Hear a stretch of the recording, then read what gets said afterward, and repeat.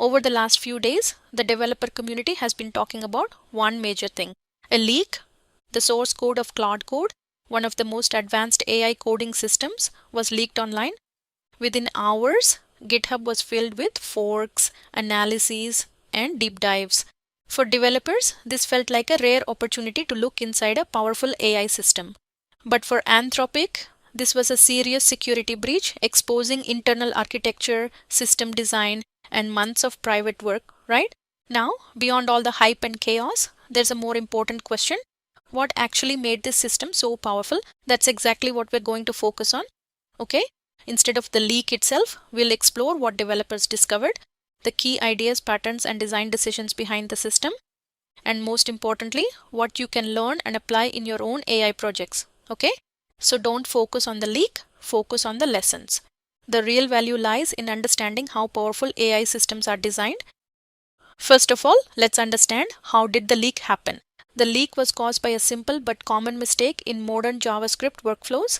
That is, a source map file was included in the public npm package for Claude Code. We know source maps are usually used for debugging, right? And this helps developers trace compiled code back to the original code. And that's where things went wrong.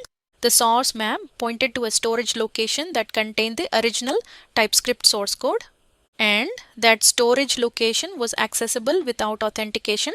This meant anyone could directly access internal files. Okay? Even though the mistake sounds small, the impact was huge. It exposed internal feature flags, that is, it exposed the features that are not yet released, and it revealed unreleased capabilities. It included system prompts used by the AI, and it showed the key architectural decisions behind the system. All of this reflects months of engineering work that was never meant to be public. So the takeaway is small configuration mistakes can lead to big security leaks. That is, always double check what your code exposes in production. Okay? Now let's understand the things to learn from the Claude Code leak. In this section, we'll break down the powerful insights across architecture, safety, memory, performance, UX, and multi-agent systems. Okay? And each point is based on what Claude Code did differently, simplified so beginners can understand, and practical so you can apply it in your own projects. Okay? The first one is a CLI can be more than just commands. Most people think a CLI, that is command line interface, is just a simple tool to run commands, but Claude Code completely reimagines the CLI. Okay? That's what makes it different. It's not just a command runner, it's a full AI system running inside the terminal. It's built on a massive LLM core loop, around 46,000 lines of code. Okay? It uses commander.js as the entry point, and it includes around 40 independent tool modules. It has a multi-agent system working behind the scenes, and it maintains a persistent memory to remember context. It connects directly with IDEs like VS Code and JetBrains. And it even has a rich UI built with around 140 components using Ink, which is React for CLI. Okay? The biggest shift is the CLI is no longer just an interface. It's a complete runtime environment where AI agents live and operate. So the takeaway is, don't think of a CLI as just a tool. Instead, think of it as a powerful platform where full AI systems can run. Okay? The next one is build tools as independent and safe modules. Claude Code treats every capability as a separate tool, like reading files, fetching data from the web, or running shell commands. And each tool is self-contained, clearly defined, and responsible for its own logic. And what makes this powerful is all tools are created using a common factory system, and this factory enforces safety rules automatically. So when you build a new tool, you can't skip safety checks. You must follow strict rules like permissions, read-only access, concurrency safety. Okay? And this leads to a clean system design. Adding a new feature does not break or change the core system. And every tool has its own business logic, its own constraints, and its own output format or schema. Okay? So think of it like microservices, but inside one system, each tool acts like an independent service, and no messy dependencies. Also, no unsafe shortcuts. This makes the system easier to scale and easier to maintain, also much safer. So the takeaway is build your system using small, independent, and safe modules. This makes scaling easier without increasing complexity. Okay? And the other lesson is execution happens through a controlled process, not direct actions. In Claude Code, nothing runs instantly or directly. That is, every action goes through a strict step-by-step process. And the way it works is, in step 1, it validates input using a schema plus Zord. In step 2, it shows live feedback in the UI like a spinner. In step 3, it checks permissions, that is this action allowed? In step 4, it runs the action in a safe sandboxed environment. In step 5, it converts the result into a structured format. And in step 6, it adds it back into the AI's context, memory, and even shell commands are handled carefully. Okay, first they are parsed, then their risk level is analyzed, only then are they allowed to run. And what makes this system unique is no shortcuts allowed. Every action is trackable, reviewable, and reversible. Okay, and many developers skip these steps to move faster, but Claude Code treats them as essential infrastructure, not optional features. Okay, so this is what enables safe and reliable autonomous AI behavior. So the takeaway is, don't execute actions directly. Instead, build a controlled pipeline that validates, checks, and tracks everything. Okay. And the next one is separate thinking from doing. Claude Code clearly separates planning from execution, and it works in 2 modes. First one is plan mode, that is thinking, and the second one is execution mode, that is doing.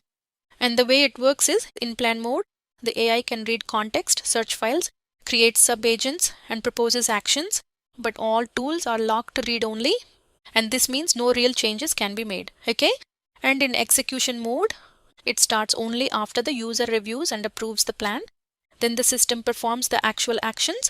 And why does this matter? Because AI can explore ideas freely without risk, and mistakes during planning are safe and low cost, right? And real actions only happen when everything is verified. This is different from many systems that mix thinking and doing, which can lead to unexpected or risky behavior, right? So the takeaway is, let your AI think freely but act carefully, and always separate planning from execution. Okay. The next lesson is design systems that assume the model will fail. Claude Code does not assume the AI is always correct. Instead, it treats every model output as unverified and potentially wrong. Okay. And the core idea is, nothing the model produces is accepted at face value, and every output must be checked, validated, and evaluated. Also, to make this stronger, the system includes an adversarial checker. That is, one part of the system generates results, and another part actively looks for logical mistakes, unsafe assumptions, and missing or incomplete information. And if problems are found, then the system does not move forward, and it first tries to fix the issue before continuing. Okay, so why is this powerful?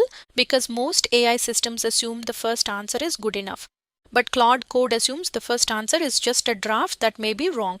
And this leads to more reliable and accurate outputs in complex situations. Okay, so the takeaway is, don't trust model output by default. Instead, build systems that actively question, verify, and correct it before moving forward. Okay. The next lesson is, start restrictive and loosen control only when needed. Claude Code begins with a strict permission first design, and by default, the system does not freely perform actions. Okay. And the way it works is, every tool starts with ask before acting mode, and the AI must request permission before doing anything important. Then users can choose to unlock higher levels of access. In plan mode, it allows safe exploration, mostly read-only access, used for understanding and planning. And in auto mode, it enables more autonomous execution, uses an allow list of approved actions, can perform tasks without constant approval, and the key principle is, the system never upgrades its own permissions, and only the user can increase the level of autonomy. Okay, this is important because trust is not assumed, it is explicitly granted, and every increase in capability is a conscious user decision. This reduces risk of unintended or unsafe actions. So the takeaway is, start with strict restrictions and only loosen control intentionally, and never let systems grant themselves more power. Okay. The next one is actively prevent and recover from failure states. Claude Code includes a background monitoring system that runs continuously. Its job is to detect problems before they become serious failures. Okay, and it watches for issues like infinite loops in tool usage, repeated or stuck outputs, corrupted or inconsistent context, excessive token or resource usage. Okay, And when a problem is detected, the system immediately stops execution. It clears any corrupted or unsafe context and logs the failure for tracking. Also, it restarts from a clean checkpoint. So, the key difference is this monitor runs separately from the main AI agent and it acts as a safety layer, not a reactive fix. This is important because most systems only react after something breaks, but Claude Code tries to prevent failures before they happen. So, stability is treated as a core design principle, not an afterthought. Okay? So, the takeaway is don't wait for systems to fail. Instead, build continuous monitoring that detects issues early and resets safely when needed. Okay? And the next one is memory should be structured and automatically maintained. Claude Code doesn't treat memory as a single block. Instead, it uses a structured multi-layer memory system. Okay? These layers include context window. It stores information for the current task. Session memory. It keeps data for the current session. Shared team memory. It lets different agents learn from each other's actions and results. Long-term storage, that is files or database. It preserves important information for future use. Now let's understand what makes it so powerful.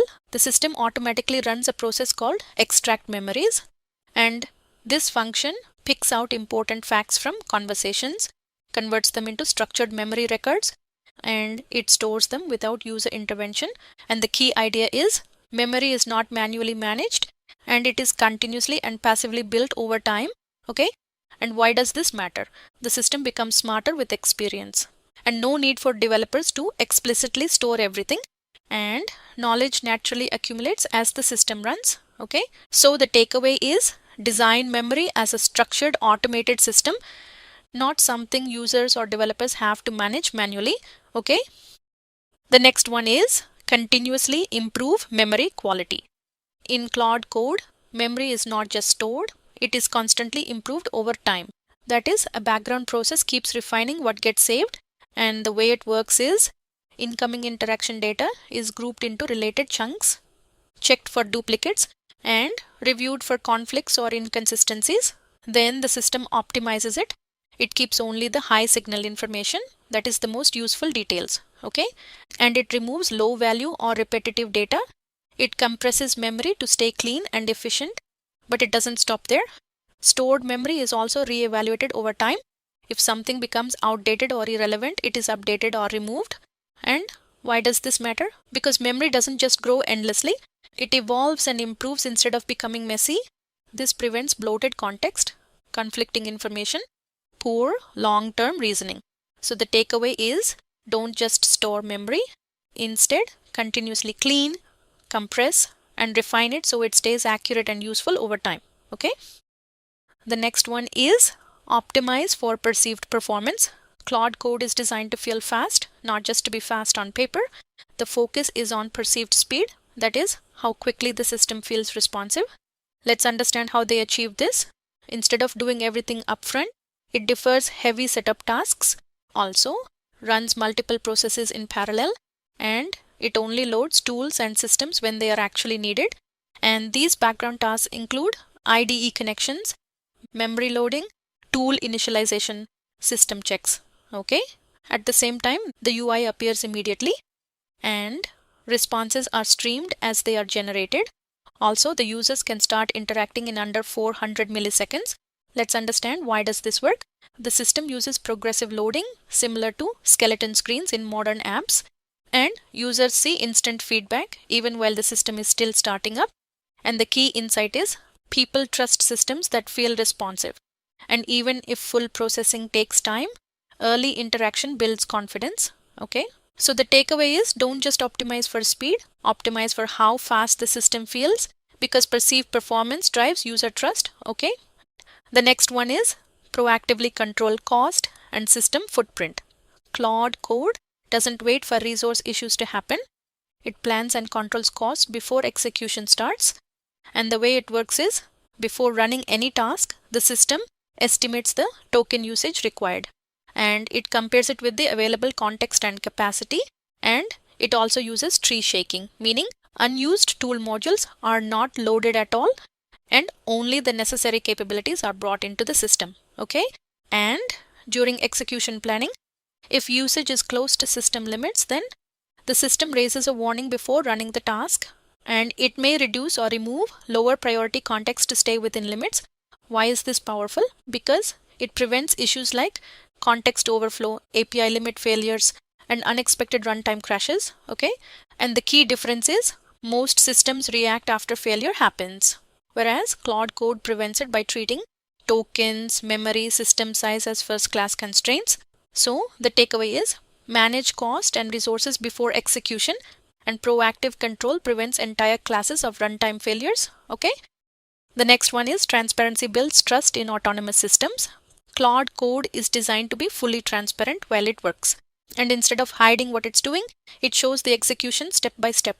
And how does this work? The system uses token by token streaming output, and you can see the AI's progress in real time, and it displays different execution states as tasks run. Why does this matter? Because users can track what the agent is doing at any moment, and if something goes wrong, they can stop it early. Also, it prevents black box behavior where the system feels invisible. And the key insight is transparency is not just a UI feature, it's a trust mechanism.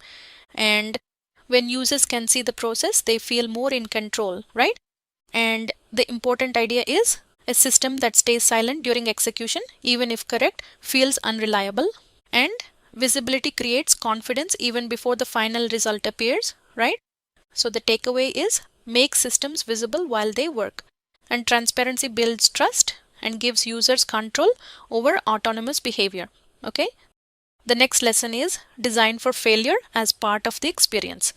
In Claude Code, failures are not treated as system crashes. Instead, they are treated as a normal part of the workflow.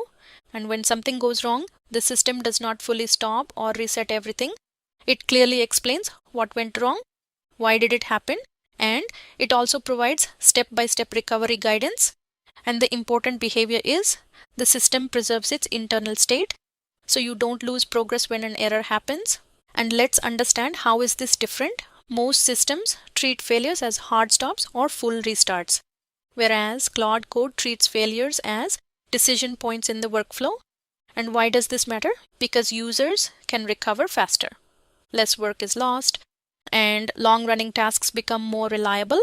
And the key idea is failure is not an interruption, it's part of the system design. Okay, so the takeaway is design systems where failures are recoverable steps, not complete breakdowns. This reduces friction and improves reliability.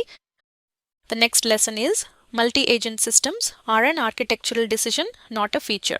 Claude Code was built for multi-agent systems from the start, and it is not something added later. It is part of their core architecture. And what that means is the main system, tools, memory, and permissions are all designed assuming multiple agents will run at the same time. Okay, and they will share and coordinate state. And why does this matter?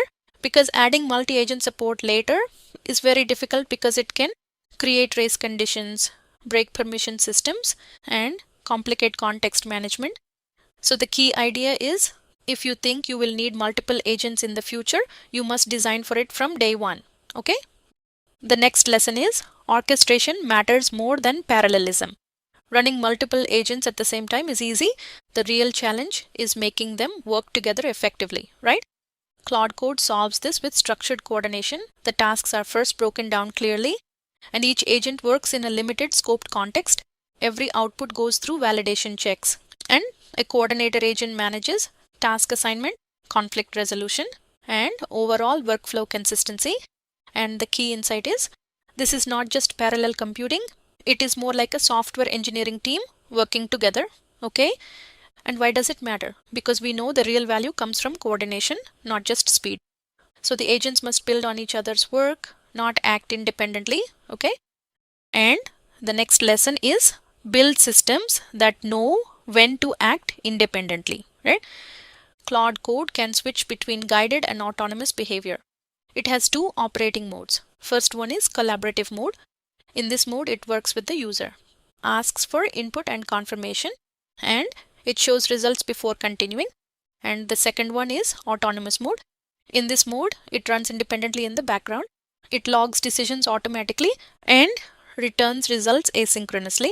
And the key idea is that the system adapts based on context. and it does not need explicit instructions to decide how to behave. And why does this matter? Because most systems are reactive, that is, they wait for user input. And Claude Code is context aware and adaptive. So the takeaway is modern AI systems should be designed for coordination, not just parallel execution. And they should adapt their autonomy based on context automatically. Okay. So the Claude Code leak gives us a rare look into how real production AI systems are built, not just systems that work in demos, but systems that work in the real world at scale. Okay. What stands out most is the intent behind the design. That is, safety is built in from the start, memory is structured and continuously managed, failures are expected and handled gracefully, accountability is part of the system itself, right? And the key insight is these systems are not powered by prompts alone. They depend on strong architecture, clear constraints, and careful design decisions. And the final takeaway is the goal is not to copy Claude Code. The goal is to rethink how we design AI systems altogether, because the real difference is simple. One approach builds something that looks impressive, the other builds something that actually works reliably in the real world. Okay?